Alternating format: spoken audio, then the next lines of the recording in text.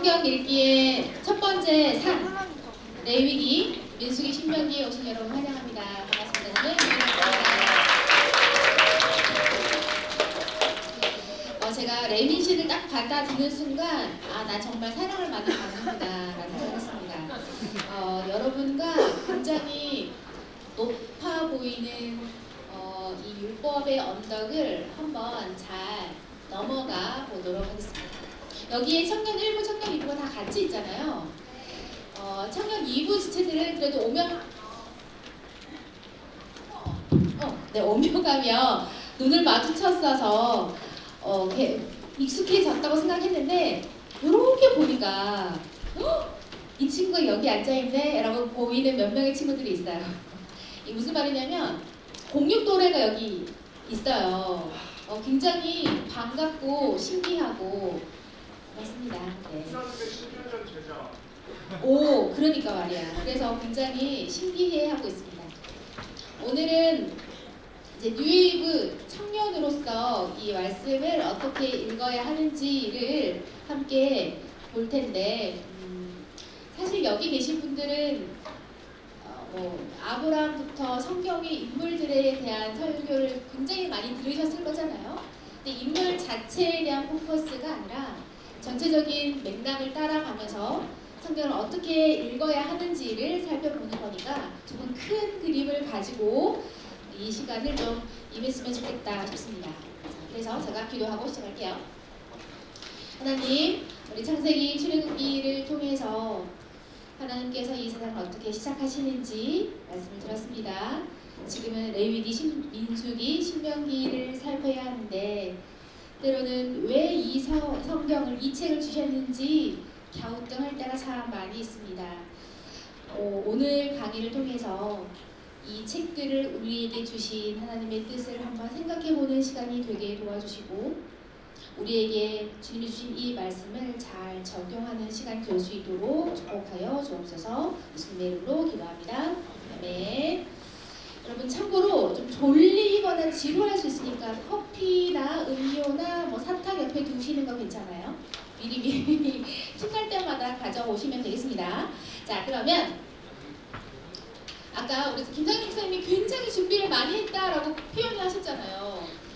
제가 준비한 건 색깔입니다. 예쁘죠? 색깔만 좀 신경을 썼어요. 여러분 출애굽기는 총 40장으로 되어 있는데 두 가지로 요약하기 전에 여러분 출애굽기 하면 가장 먼저 떠오르는 거 핵심 단어? 사건? 뭐가 있으세요? 홍해! 그쵸, 홍해! 그러니까 출애굽하는 장면, 열재야 이런 거 너무 잘 기억하시죠? 혹시 순서 외우시는 분 있어요? 네, 알겠습니다. 이게 뉴젠의 단골 퀴즈 손님인데 그렇게 열재앙이 지나면서부터는 기억나는 거 있으십니까? 열재앙이 지나면 생각나는 게 없어요. 시내산 언약까지는 그죠? 시내산 언약 다음에 생각나는 거 있으십니까? 그게 출애굽기 뒷부분이거든요. 그 출애굽기의 그 뒷부분이 사실은 언약 백성으로 삼으시는 그 시내산 언약부터 해서 그때부터 본격적으로 하나님이 하시는 일들에 대한 두 가지 요약을 이 그림으로 표현한 것입니다. 첫 번째는 뭘까요? 10계명 돌판이겠죠. 더 정확하게 표현하면 하나님의 언약. 언약은 관계를 맺는 거잖아요. 그냥 신과 피조물이 아니라 하나님과 하나님의 백성으로의 언약을 맺는 거거든요. 그래서 언약 또는 율법, 하나님의 백성으로 지켜야 하는 그 율법. 그리고 오른쪽 그림은 성막입니다. 성막. 출애굽기 뒷부분에 굉장히 지루하게 서술되어 있는 내용이 이 성막에 대한 내용이에요. 왜 율법과 성막을 주셨는가? 이게 출애굽기와 레위기까지 연결되는 주제입니다.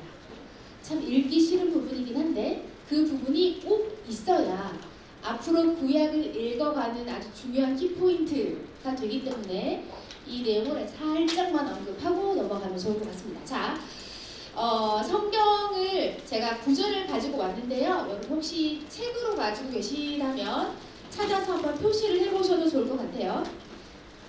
출애굽기 마지막 장 40장 17절을 보면 시기가 나와 있어요.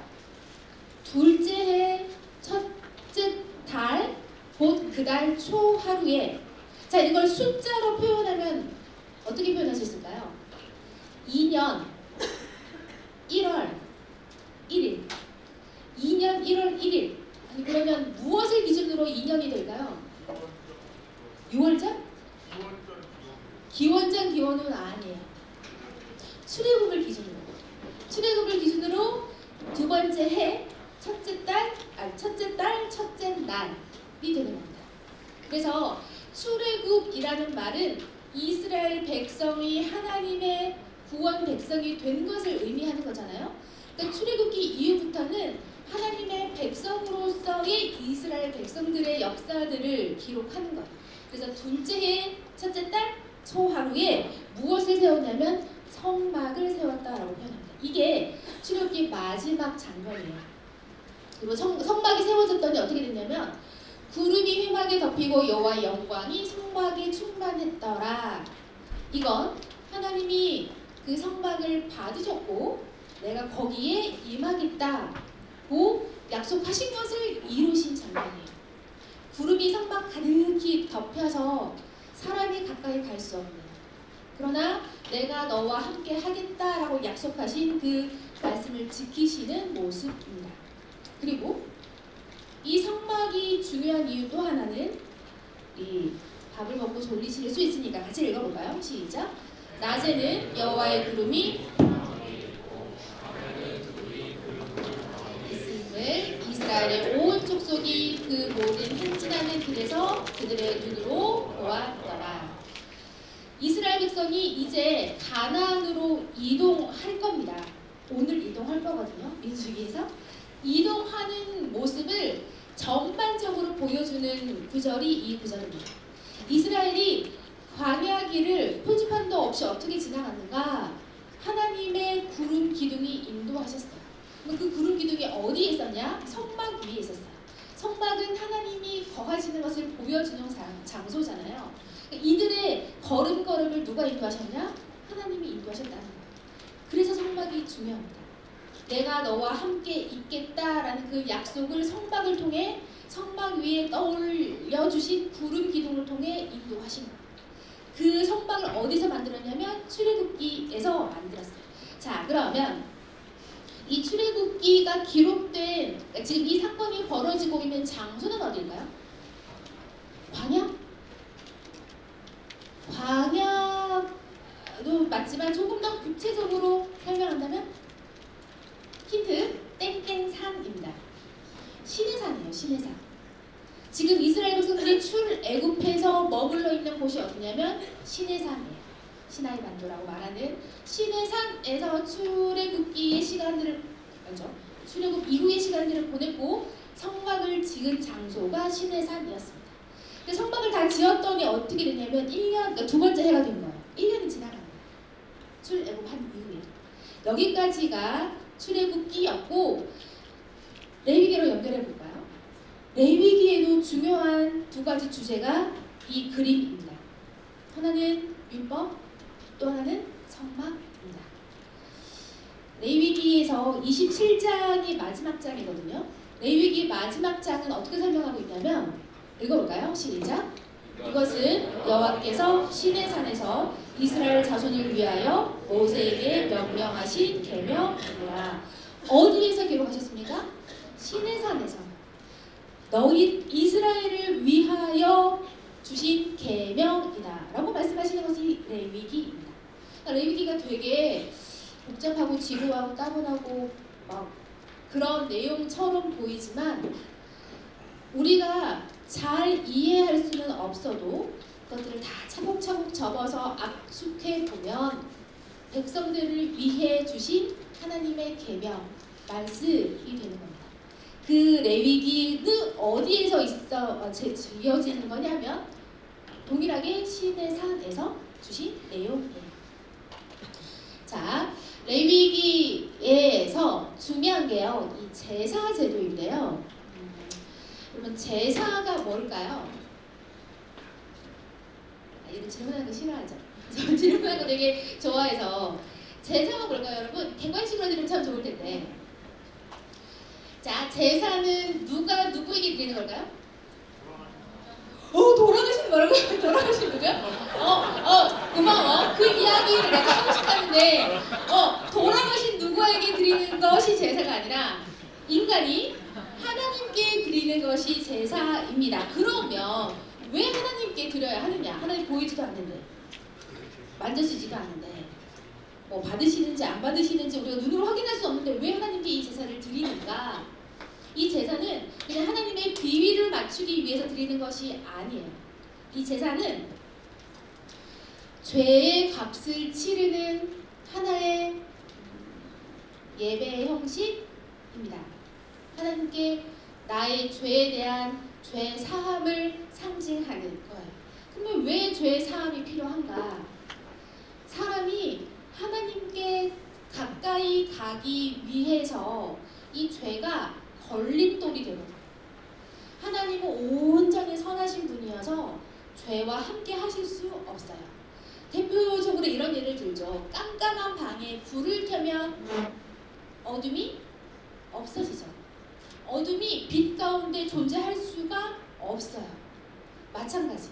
하나님은 죄와 가까이 하실 수가 없는 분이기 때문에 사람을 너무너무 사랑하시지만 아담 이후로부터 내려오는 그 죄악들 속에서 죄를 가진 인간과 함께 하실 수가 없는 거예요. 그런데 지금 하나님은 이스라엘 백성과 성막 가운데 거하시죠.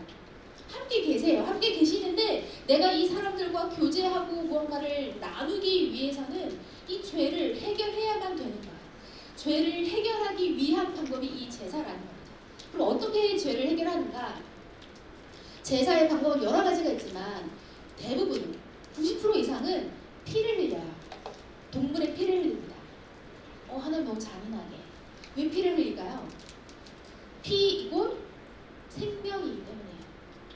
그러면 죄를 해결하기 위해 생명이 필요한데 왜 죄를 해결하기 위해 생명이 필요할까요? 돈으로 해결이 안 될까? 안 돼요. 죄의 값은 사망, 죽음. 생명의 값은 그 생명으로밖에는 치를 수 없기 때문입니다. 죄를 해결하기 위해서는 죄를 짓지 않은 누군가의 그러니까 죄를 해결하기 위해서 그 사망, 죽음이 그 값이 되어야 되거든요. 죄를 지은 자의 죽음으로. 근데 모든 사람이 내 죄를 해결하기 위해 내가 죽으면 나만 하는 게 없잖아요. 그래서 하나님이 사람이 아니라 동물을 데려와서 동물에게 내 죄를 전가하여서 그 동물을 죽이는 것으로 그 재물을 가져온 자의 죄를 사해 주시는 작업이 제사입니다. 제사를 통해서 내가 하나님과 가까워질 수 있는 거예요. 좀 다르게 표현하면 제사를 통해서 끊어진 하나님과 나와의 관계가 다시 이어지는 거예요. 그래서 제사 제도가 아주 필요한 것이죠. 그리고 성막에서 그 일이 이루어졌고 성막에서 하나님께서 사람에게 이야기하십니다. 그리고 그 일을 중재해주는 사람들이 누구다? 제사장이었던 거죠. 그래서 자, 지금부터는 레위기의 전반적인 구조들을 한번 보여드리겠습니다. 이렇게 되어 있어요. 레위기는 26장으로 되어 있는데 뭔가 좀 이렇게 규칙이 있는데 찾으셨어요? 뭐가 규칙일까요?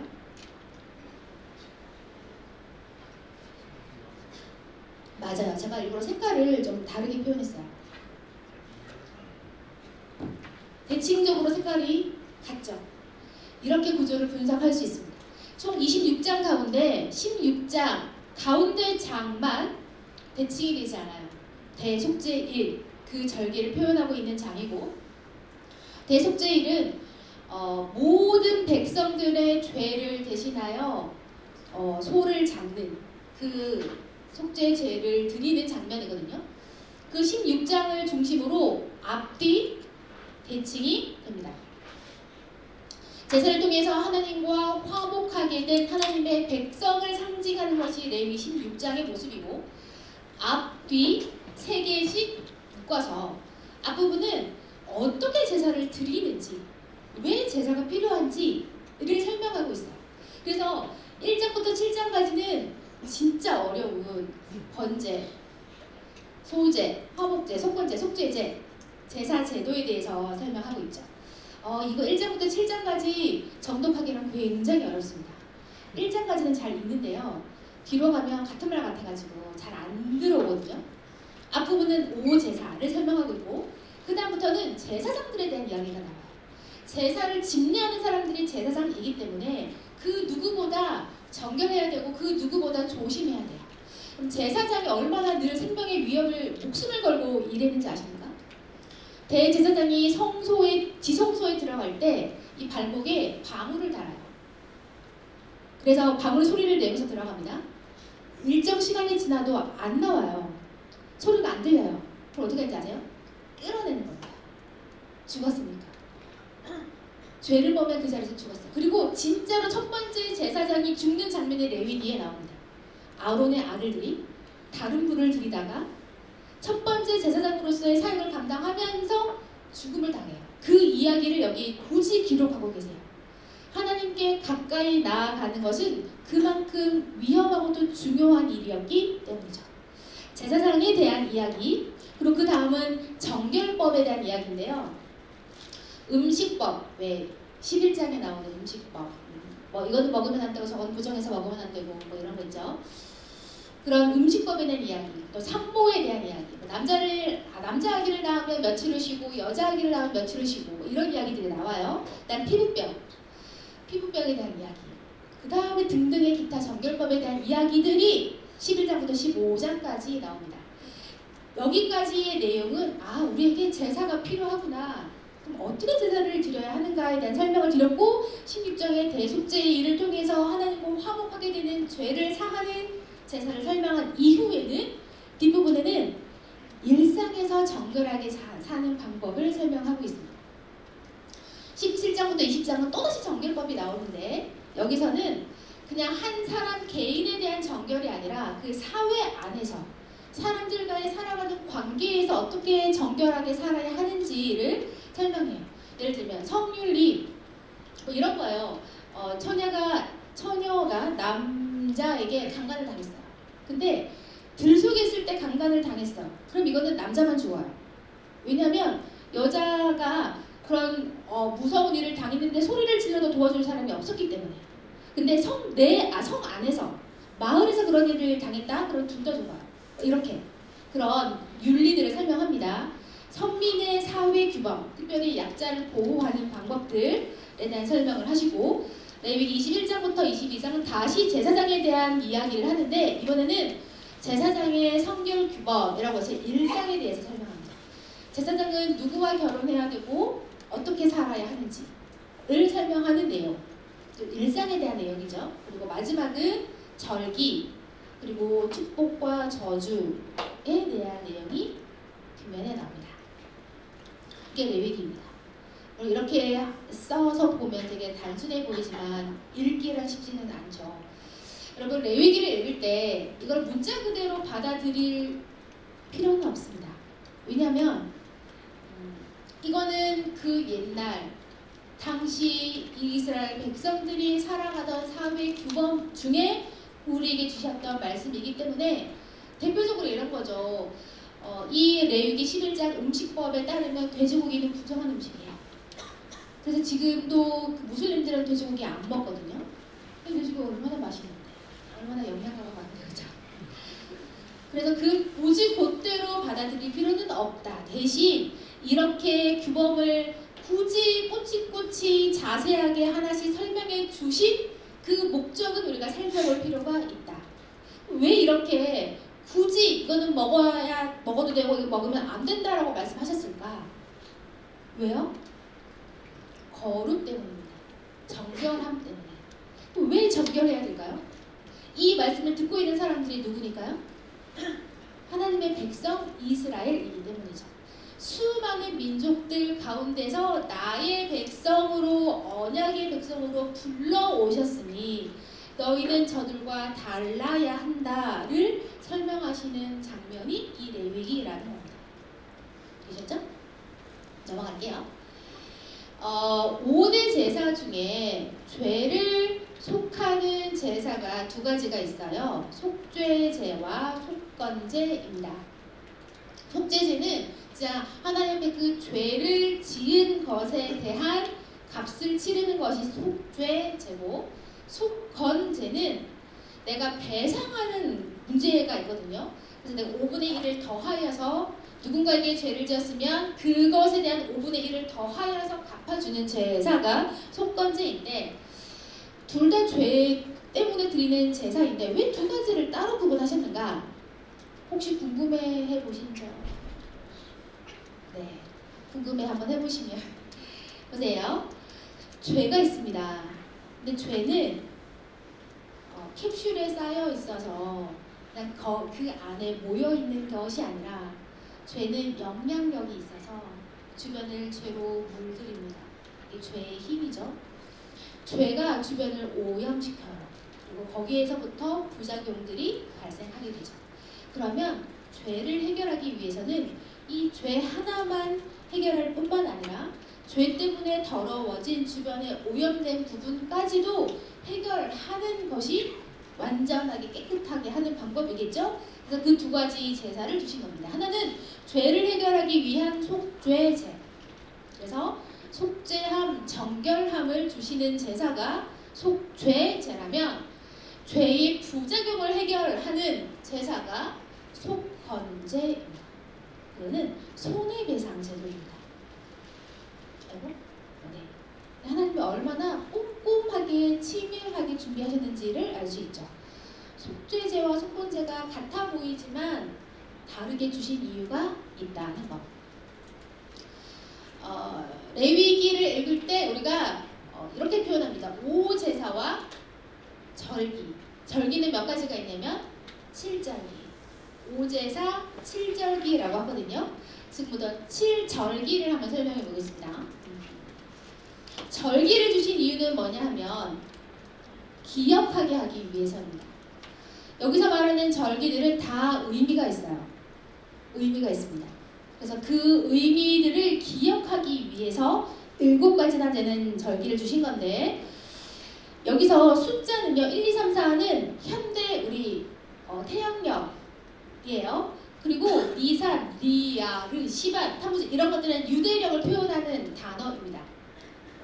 그러니까 이들의 1월은 니산월이라고 말해요. 니산인데요. 이 니산월이 태양력으로 바꾸면 3월에서 4월 그 어간쯤 돼요. 보통 4월쯤이라고 보거든요. 그러니까 딱딱 맞지는 않아요. 근데 이렇게 비교해 보겠습니다. 6월절은 그 해 첫째 달. 이스라엘 백성들에게 첫째 달은 우리의 1월이 되는 개념인데, 그게 태양력을 기준으로 설명하면 3월에서 4월이에요. 그런데 성경에서 말하는 첫째 달, 첫째 날이라고 표현할 때의 첫 번째 달은 이 니산월을 말합니다. 그들의 1월, 유대인들의 1월. 그래서 1월 14일이 6월절이고요. 6월절이 무엇을 기념하는 절기인지 아시죠? 뭘 기념하는 거죠? 출애굽을 의미하는, 재앙을 넘어서, 재앙을 당하지 않고 넘어간 것을 기념하는 절기이고, 1월 14일 그날 밤부터 일주일을 이 6월절 절기로 지키는데, 1월 14일 그 당일이 6월절이고 15일부터 일주일을 무교절로 지킵니다. 무교절은 맛있는 빵을 안 먹어요. 누룩이 없는 빵, 딱딱한. 저는 먹어본 적이 없지만 그걸 직접 드셔보신 분들의 말에 따르면, 혹시 드셔보신 분 계세요 여기서? 무교병을 드셔보신 적? 왜 크래커 있죠? 그냥 아무 맛이 들어가지 않은 건조한 크래커 같은 그런 게 무교병이라고 해요. 참 크래커인가요? 맞나? 뭐 그런 거. 그럼 무교절 일주일 동안 그런 음식을 먹으면서 이날 우리 구원하신 주님을 기억하는 날입니다. 그리고 초실절은 이 6월절 무교절 기간 안에 있는 첫 번째 이삭을 거둔 날을 말해요. 6월절 6월절이 지나고 만나는 첫 번째 안식 후 다음 날. 복잡하죠. 그런 게 있어요. 그런 게 있습니다. 그리고 77절은 이 초실절을 지내서 7번의 안식일을 보낸 후 다음 날. 그래서 50일째 되는 날. 한 주간이 7일인데 이 주간을 7번 보내요. 7 곱하기 7, 49죠? 49의 그 다음 날이니까 50일째. 그래서 이게 오순절이라고도 불립니다. 77절 또는 오순절. 그리고 이때 맥추, 그러니까 보리를 거두었다고 해요. 그래서 맥추절이라고도 부릅니다. 모여 있어요. 초실절, 무교절, 그리고 77절 요 전반기에 모여 있고, 그리고 나팔절, 속죄일, 초막절은 유대력으로 7번째 달에 모여 있습니다. 유대력으로 7번째 달. 그래서 나팔절은 7월 첫 번째 날 온 회중이 모여서 나팔을 불고 모여서 제사를 드리고 그날은 쉬어요. 나팔절. 그리고 공휴일 같은 게 있네요. 그러고 보니까 7월 10일은 대속죄일입니다. 온 백성의 죄를 속하는 제사를 지내는 날. 그리고 초막절은 이때 가을 추수를 하는. 그래서 말하자면 가을 추수이지만 이들에게는 광야 생활을 지나면서 장막을 짓고 그 장막 생활을 하면서 배고프지 않게 신발이 해지지 않게 보살피셨던 하나님의 은혜를 기념하여 지키는 절기가 초막절인데, 초막 이꼴 장막, 텐트이죠. 그리고 수장, 작물을 거두는. 그래서 수장절, 초막절, 장막절 같은 말입니다. 네, 점점 눈이 감기시는 분들이 계신데 이거 뭐지? 자, 7개 절기 한 번씩 읽어볼까요? 6월절부터 시작. 이름만 시작. 6월절, 무교절, 초실절, 칠칠절, 나팔절, 초막절. 예수님께서 십자가에 달리신 때가 어느 절기였는지 아십니까? 6월절이죠. 6월절이 다가오매 6월절 지키기 전에 빨리 죽여야겠다, 달아야겠다 해서 금요일 오후에 달으시잖아요. 토요일 안식일. 그리고 다음 날 토요일 하루 무덤에 계셨고 그 다음 날 부활하셨죠. 6월절에 죽으셨고 그 다음 날 무덤에 계셨고 그 다음 날 부활하셨어요. 첫 이삭으로 깨어나신 거예요. 그게 예수님의 행하심과 겹쳐져요. 6월절 어린 양으로 죽으셨고 하루 무덤에 계셨다가 첫 이삭으로 초실절의 열매로 하나님께 가장 첫 번째 제물로 올려지신 거예요. 그리고 그 첫 번째 열매가 맺혔다는 말은 앞으로도 열매는 맺힐 것을 상징하는 의미가 있죠. 그래서 예수님의 부활이 그만큼 중요하다 입니다. 넘어가죠. 자, 마무리입니다. 여러분, 어렵고 복잡한 레위기를 주신 이유가 있어야겠지 않을까요? 있어야 읽지. 없이 그냥 읽으라고 하면 너무 싫을 것 같죠. 어렵고 복잡한 레위기를 주신 이유가 있습니다. 2가지입니다. 하나는 정체성 교육을 위한 정보입니다. 정체성. 자, 여러분의 이 레위기의 말씀을 듣고 있는 백성들, 여러분이라고 생각해 보세요. 그 백성들의 정체성은 뭐죠?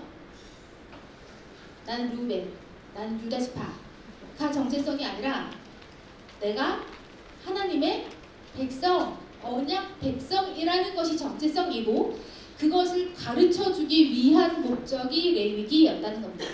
그래서 제사와 절기를 주셨습니다. 제사 제도는 뭐라고 그랬어요? 하나님과의 관계가 회복되는 거라고 했죠. 하나님과 소통할 수 있고 교제할 수 있는 사람으로 내가 서는 것을 가르쳐주는 것이 제사 제도였고, 절기는 하나님이 하신 일을 기억하게 하는 것이 절기였기 때문에 이 제사 제도와 절기를 통해서 너희는 내 백성이야, 라는 정체성을 가르쳐 주신 거예요. 그것이 잘 드러나는 구절이 레위기 11장 44절 45절입니다. 한번 찾아볼까요? 성경 있으신 분들은 찾아주세요. 11장 44절 45절.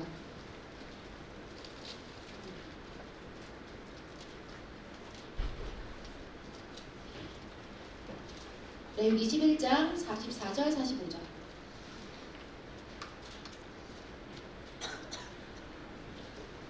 찾으셨으면 같이 읽어볼까요? 44절 시작. 나는 여호와 너희의 하나님이라. 내가 거룩하니 너희도 몸을 구별하여 거룩하게 하고 땅에 기는 길짐승으로 말미암아 스스로 더럽히지 마라. 나는 너희의 하나님이 되려고 너희를 애굽 땅에서 인도하여 낸 여호와라. 내가 거룩하니 너희도 거룩할지어다. 네. 나는 너희의 하나님이 되려고 너희를 애굽에서 끌어낸 여호와이다. 나는 너희의 하나님이다. 나의 백성이지 내가 거룩하니까 내 백성인 너희도 거룩해야 한다를 설명하시는 책이 레위기였습니다. 두 번째 주신 목적은 약속의 땅에서 살아가는 방법을 가르쳐 주셨어요. 여러분 레위기를 지금 어디에서 작성했고 어디에서 일어난 일입니까? 시내산. 아직 가나안 땅에 갔어요? 못 갔어요? 못 갔어요. 레위기 시내산에 머물러 있습니다. 그런데 거기서 하나님께서 어떤 말씀들을 하시냐면 그냥 제사 제도와 성막 이런 절기들만 가르치신 것이 아니라 기본적인 의식주를 내가 책임지겠다라는 말씀을 하세요. 이 레위기의 말씀들이 너희가 지금 애굽에서 그렇게 배불리 먹고 잘 살았는데 광야에 나와서 먹을 것 없을까 걱정하고 있지? 걱정했거든요. 출애굽기 16장에서부터 걱정하고 있지? 아니야. 내가 너희의 의식주를 책임질 거야. 를 말씀하시는 내용이 레위기이고요. 두 번째는 그들과 섞이지 말아라 라고 말씀하십니다. 여기서 말하는 그들은 누굴까요? 가나안 땅 백성들이죠. 이제 이스라엘은 가나안 땅에 들어가야 되니까. 그럼 거기에 살고 있는 백성들과 섞여 살면 안 된다. 구별되어야 된다. 거룩해야 된다를 설명하시기 위해 주신 책이라는 거예요. 그 장면이 레위기 18장에 있거든요. 한번 찾아볼까요? 레위기 18장 6절부터 23절 아주 길지만 여러분 딱 1분 드릴 테니까 한번 읽어보십시오. 18장 6절부터 23절까지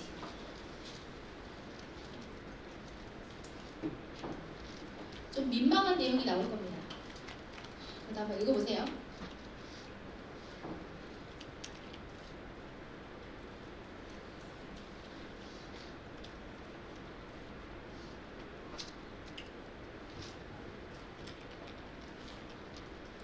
(10초만) 더 드릴게요.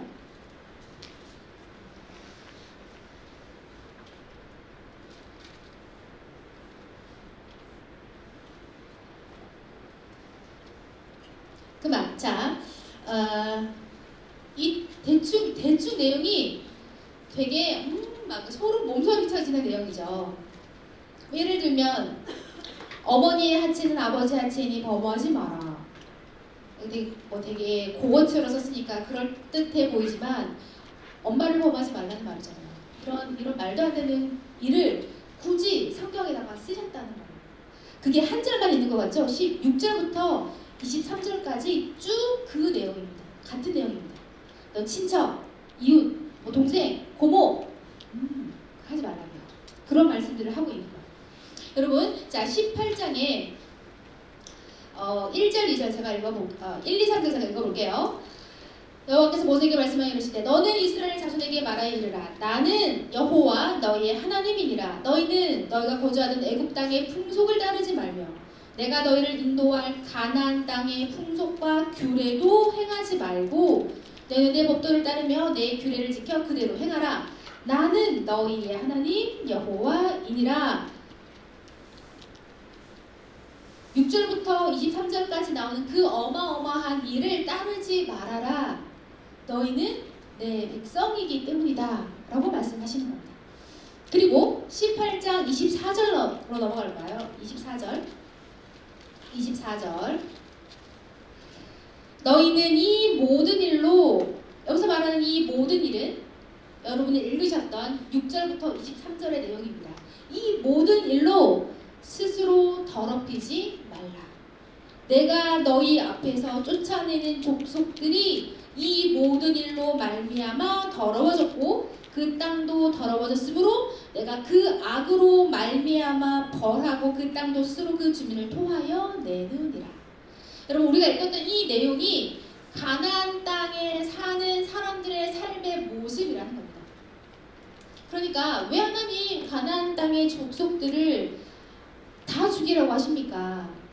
너무 진짜 너무하신 거 아닙니까? 라고 말하지만 하나님이 잔인해서가 아니라 그들의 삶이 그만큼 악하였다는 겁니다.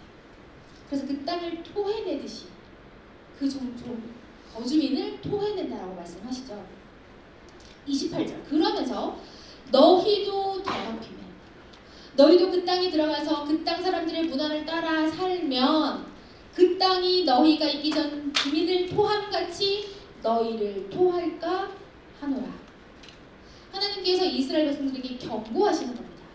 너희가 들어갈 그 땅은 젖과 꿀이 흐르는 아주 풍족한 땅이지? 라고 알고 있어요. 그죠? 젖과 꿀이 흐르는 땅을 너희에게 주겠다라고 약속하셨으니까. 그런데 젖과 꿀만 있는 게 아니라 그 안에는 더러운 풍속들도 여전히 있어. 그러니 그 더러운 풍속을 따르면 안 된다. 따르면 내가 너희를 토해낼 거야. 라고 말씀하시는 거예요. 따르지 말 것을 아주 강력하게 말씀하시는 것이죠. 그래서 30절 마지막으로 설명하십니다. 그러므로 너는 내 명령을 지키고 너희가 들어가기 전에 행했던 가증한 풍속을 하나라도 따름으로 스스로 더럽히지 말라. 나는 너희의 하나님 여호와이니라. 레위기의 목적.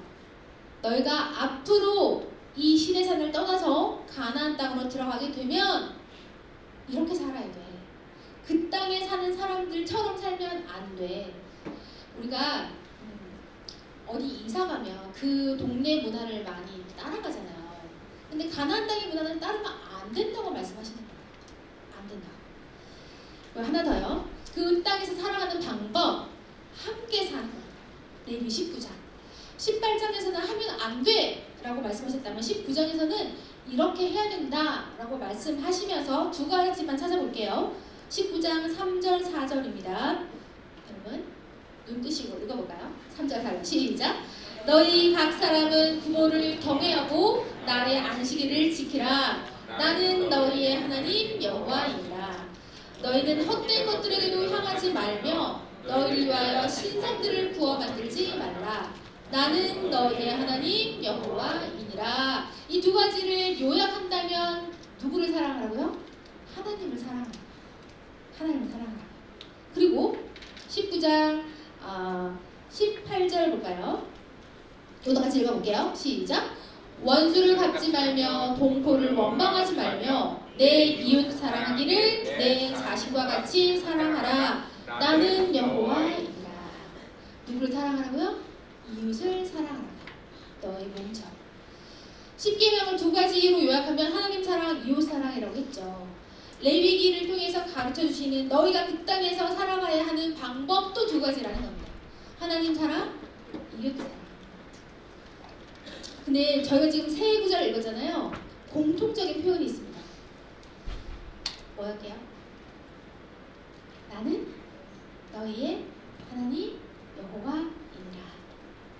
그냥 주는 법이 아니라 내가 너희의 하나님이야. 너희는 내 백성이야. 강조하시는 거야. 이걸 꼭 지켜야 하는 이유, 너희가 내 백성이기 때문이야. 를 강조하시는 거야. 여러분, 이게 이스라엘 백성들에게만 주신 말씀일까요? 지금 우리에게도 동일을 하죠. 우리도 하나님의 백성이잖아요. 우리도 하나님의 백성으로 하나님의 백성이기 때문에 거룩하게 살아야 할 책임이 있습니다. 그 내용이 레위기였습니다. 지금 12분인데요. 제가 여러분에게 진짜 한번 보여주고 싶은 영상이 있어서 가져왔는데요. 참고로 심신미약자는 시청 금지. 미리 경고합니다. 자, 나는 진짜 잔인하고 너무 무서워 못 봐 하는 사람들은 일어나서 잠시 바람을 쐬고 들어오셔도 좋습니다. 심신미약자는 일어나셔도 되고요. 얘는 웬만해서는 내가 진짜 감당하지 못할 수도 있다. 근데 저는 꼭 한번 보여주고 싶었어요. 그래서 이거는 자율입니다. 보시고 싶으신 분만 보시면 돼요. 보다가 못 보겠다 이렇게 눈 감아도 상관없어요. 준비되셨습니까? 볼까요? 네. 봐도 될까요? 나중에 딴 소리 하면 안 돼요? 나 경고했어요. 심취미 학생 보시면 안 돼요. 됐죠? 대답 한번 해주면 안 될까? 봐도 될까요? 좋아요. 보겠습니다.